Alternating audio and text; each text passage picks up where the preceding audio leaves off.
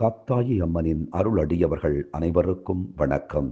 இன்றைய தினம் மகிழ்வான செய்தி உங்களை வந்தடைய வாழ்த்துகள். அபிராமி அந்தாதி பாடல் எண் 60. மெய்யுணர்வு நிலைக்க.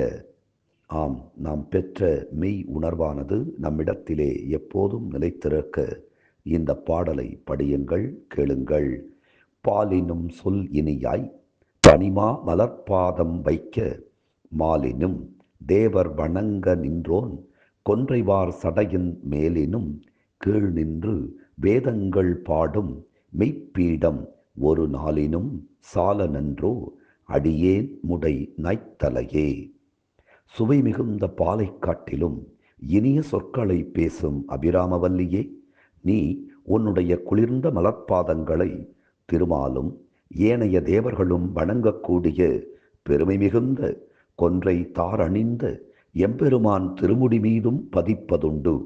நின் பாதங்களை போற்றும் 4 பிரணவ பீடங்களிலும் பதிப்பதுண்டு. இன்றோ என்னுடைய நாயை போன்ற தலைமீதும் பதித்துவிட்டாய். இது தகுமா? இது உனக்கு அழகா என்று கேட்கத் தோன்றுகிறது. ஆனால் என் தலைமீது கை வைக்கும் போது உன்னுடைய பாதம் பட்டு எனக்கு ஞானம் பிறக்கிறது. ஆம், பெற்ற மெய்யுணர்வு எப்போதும் நிலைத்திருக்க அபிராமி அன்னையை வணங்குவோம். மெய்யுணர்வு என்பது நிலைத்திருக்க வேண்டுமானால் நாம் இனிய சொற்களை பேச வேண்டும். இனிய சொற்களை எப்போதும் பேச வேண்டும்.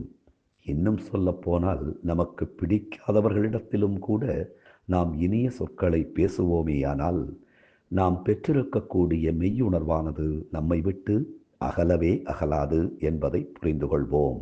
தினம் தினம் அபிராமி அந்தாதி சிந்திப்போம். அப்படியே நம்மை அணைத்து காக்கும் காத்தாயி அம்மனின் திருப்பாதங்களை சிந்திப்போம். அதன் வழி நம் தீய வினைகள் சிந்திப்போகும். நன்றி, வணக்கம்.